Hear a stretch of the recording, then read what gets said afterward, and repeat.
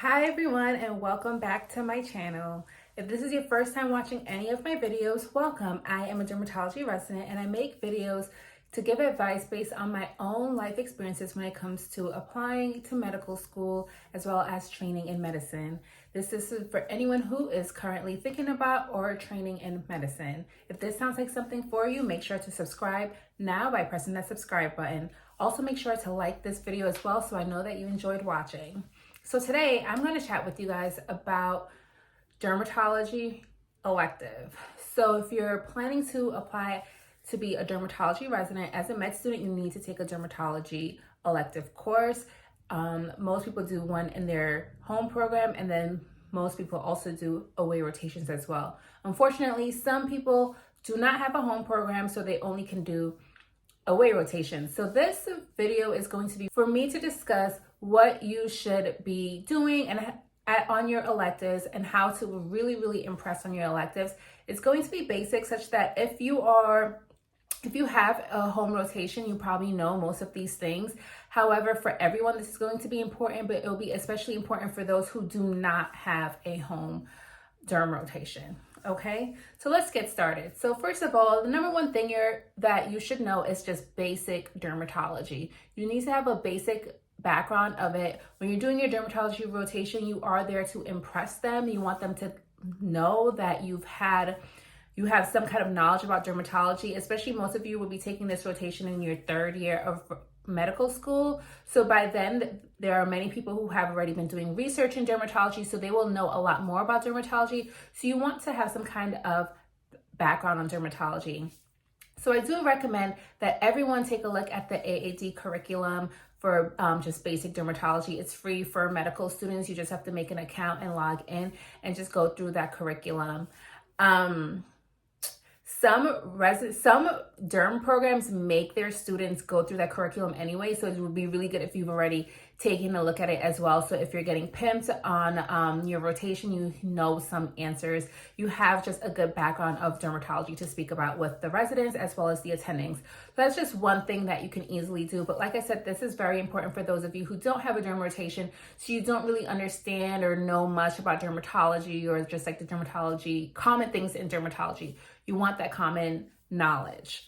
That leads into my second advice, which is just know basic terminology. So if you don't have a home dermatology program, try to shadow a dermatologist. It doesn't matter if they're private dermatologists in the community. It's completely fine because you just want to know common terminology, such as what is an SK, seborrheic keratosis, versus what's an SCC, squamous cell cancer, BCC, basal cell cancer.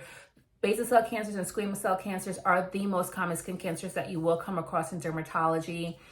A lot of times when people are typing notes, those are the terms that they use. Seborrheic keratosis is the most common benign lesion you're likely to see in dermatology. You also want to know common terms for procedures such as what's the difference between a shave biopsy versus a punch biopsy. You also want to know what cryo means.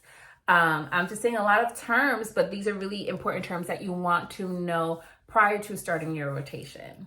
You want to know what a punch looks like. You want to know what a dermablade looks like. That we usually do it to get a specimen of skin and for us to send it to pathology.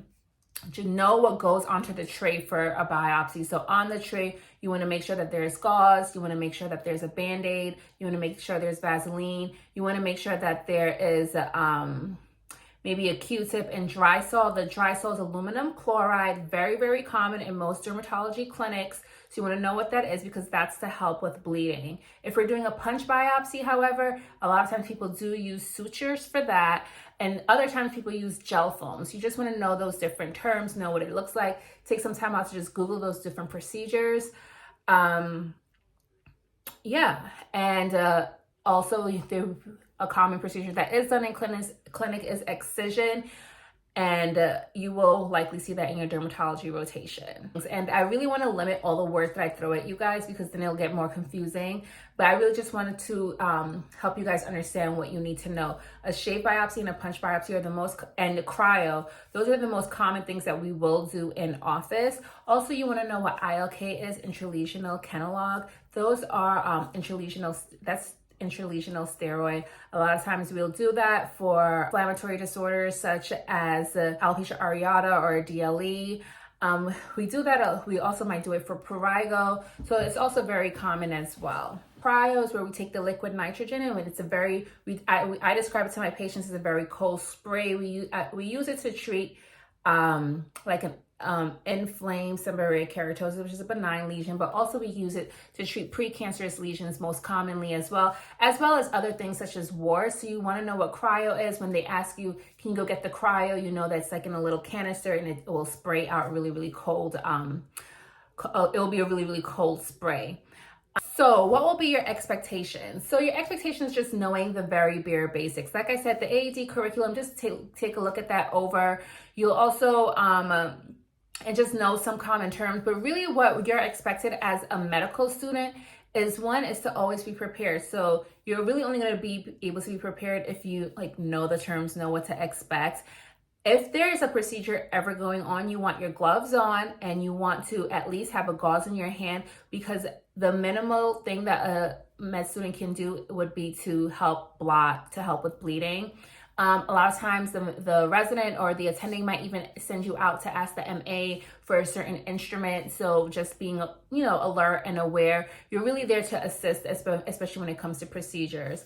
When it comes to just clinic in general, you're there to learn. So be okay with asking questions, but of course make it an educational question where it at least seems like you thought about it. Also make sure to ask questions when the resident or attending is a little bit more free and not really when they're completely busy. Be knowledgeable of the common diagnoses, because a lot of times the residents or the attendings will ask you questions about how to treat, what do you think it is? Do I think you need to know how to describe lesions? I don't know if I actually expect you to know how to do that, because most dermatologists know that you're not trained that anywhere else other than a derm clinic. At least try to describe what it is. Know how to treat common things such as acne, psoriasis, rosacea. Of course, not when things get more complicated, but just know the common ones. Know the materials you need to get when procedures are occurring. Like I said, during a procedure, a lot of times you would be asked to go step out to either find it or ask the MA to help you get it. So just know what it is. If you really have no clue, like let's say you're coming from a program that doesn't have a dermatology program